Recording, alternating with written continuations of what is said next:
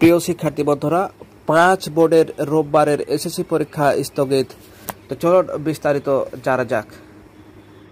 বঙ্গোপসাগরে সৃষ্ট অতি প্রবল ঘূর্ণিঝড় মোখার কারণে চট্টগ্রাম, কুমিল্লা, বরিশাল, বাংলাদেশ মাদ্রাসা শিক্ষা বোর্ড ও কারিগরি বোর্ডের আগামী রোববারের পরীক্ষা স্থগিত করা হয়েছে।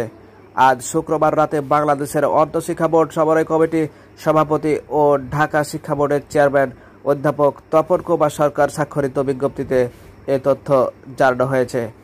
এতে বলা হয়, বঙ্গোপসাগরে সৃষ্ট প্রবল ঘূর্ণিঝড় মোখার কারণে চলমান এসএসসি ও সমান পরীক্ষা 2023 চট্টগ্রাম শিক্ষা বোর্ড, কুমিল্লা শিক্ষা বোর্ড, বরিশাল শিক্ষা বোর্ড, বাংলাদেশ মাদ্রাসা শিক্ষা বোর্ড ও বাংলাদেশ কারিগরি শিক্ষা বোর্ডের অধীনে 14 মে 2023 তারিখ রোববারের অনুষ্ঠিতব্য পরীক্ষা স্থগিত করা হলো।